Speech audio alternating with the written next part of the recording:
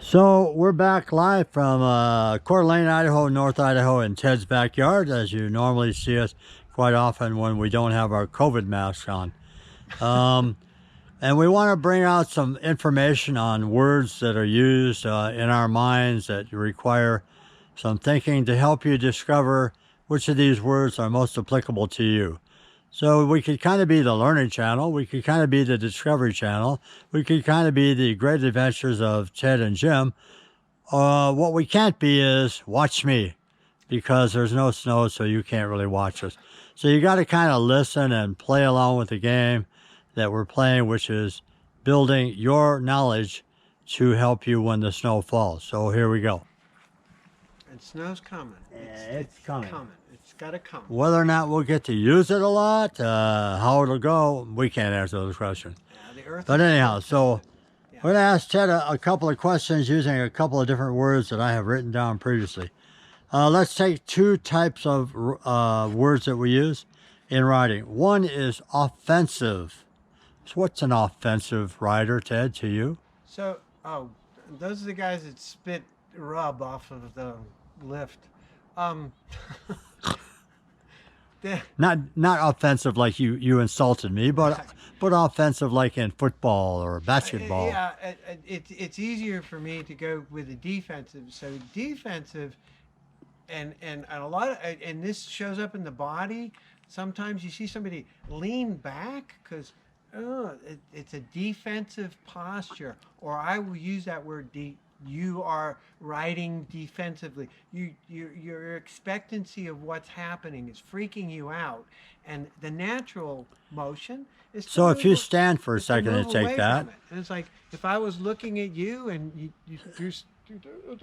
or I go here, and I Okay. start to lean back. So and so turn I'll my help head. that go really faster. Stand Yeah. back up, Ted, and Oh, get into bring the board defensive up mode. in Stand here. back up, get into defensive Yeah. mode. Ted is now saying, whoa. Whoa. He's not going forward with his forward lead foot. So that would be whoa, show me go.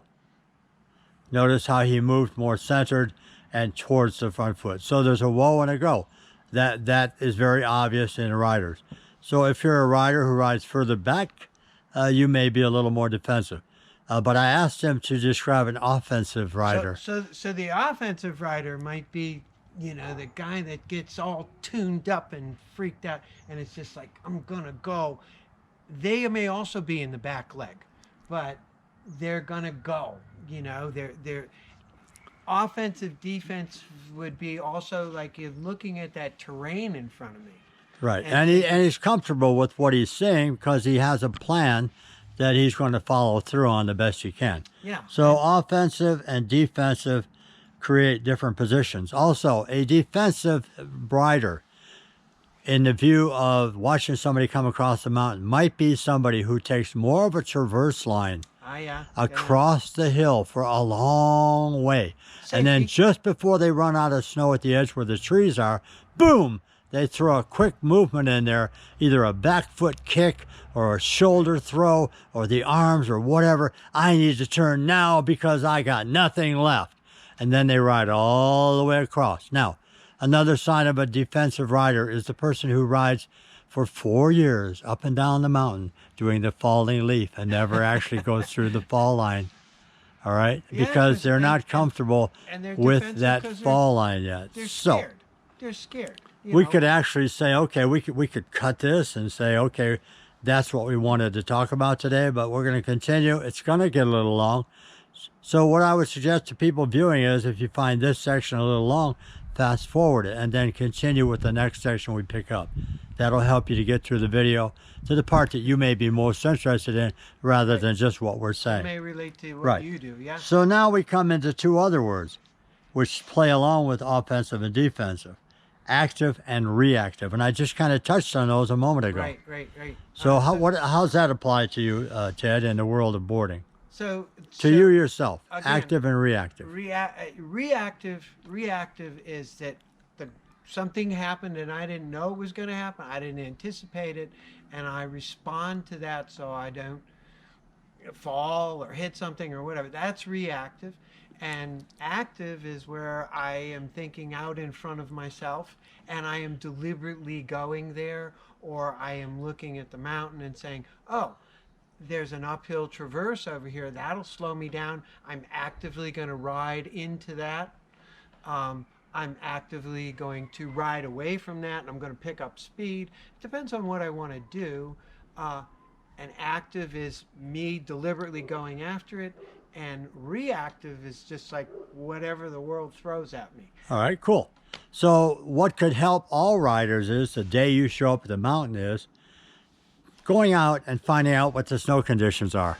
Yeah. And that will change a number of things we just talked about, because it may not be what it was like the day you left, a pure powder day with silky smooth, everything was creamy and it was all hero snow. Today it's all chunked up, whatever. I'm rattling, I'm battling, I'm not feeling comfortable. So all of these things have to be considered. All right, so the last two that we have here are active, reactive. Are you passive or are you assertive as a rider? Yeah. Okay. So use those two for yourself. Are you passive or assertive? Yourself.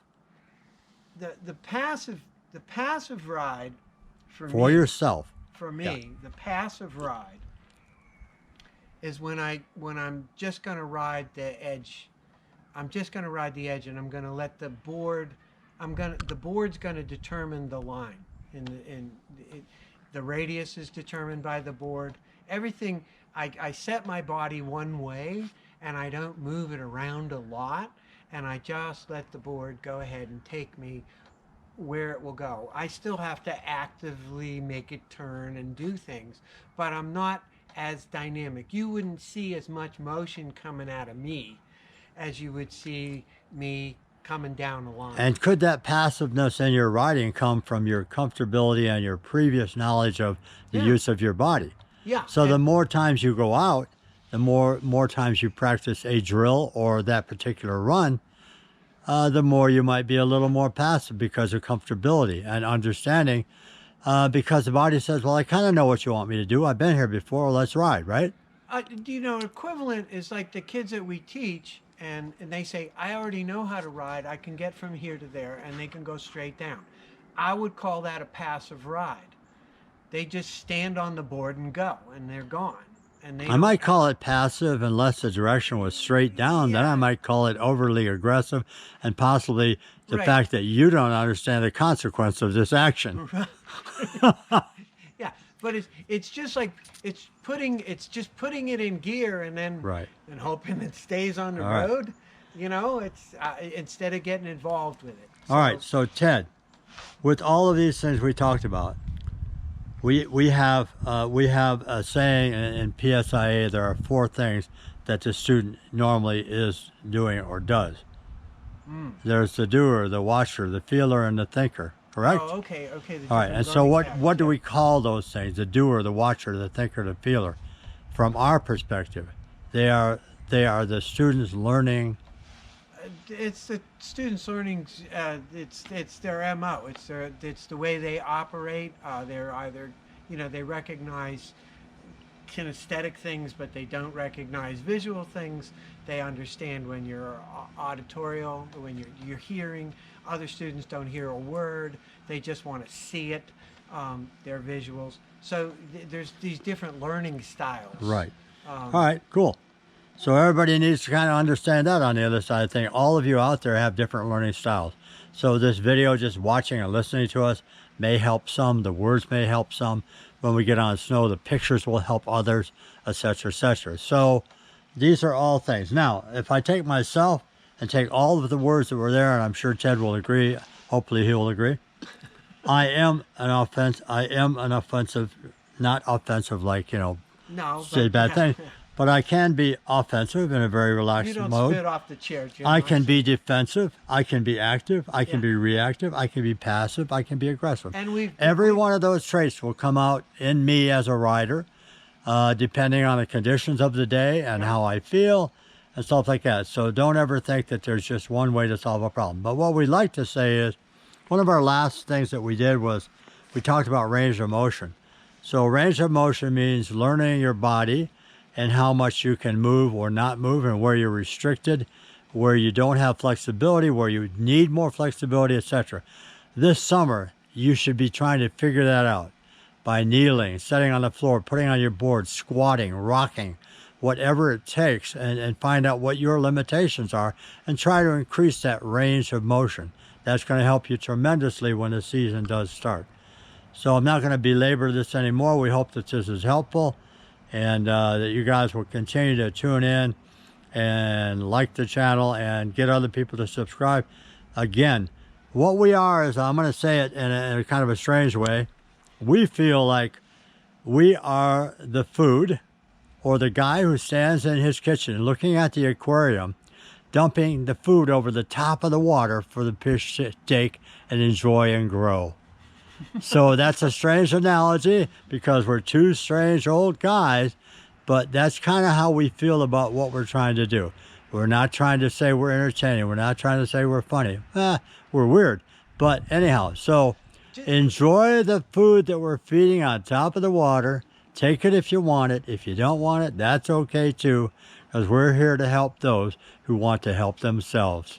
Let me stick this in too, because I've been riding with Jim now for a few years, and one of the things that happens is we go out and we talk about this kind of stuff on the chair because we're a couple of snowboard geeks, and then we go out and Jim will set a task for me, or he'll give me a question to put in my head, and I will go out and try to answer that question while I ride, and see how it relates to what I'm doing. And even a task would be like, okay, let me see if I can do what he just asked me to do.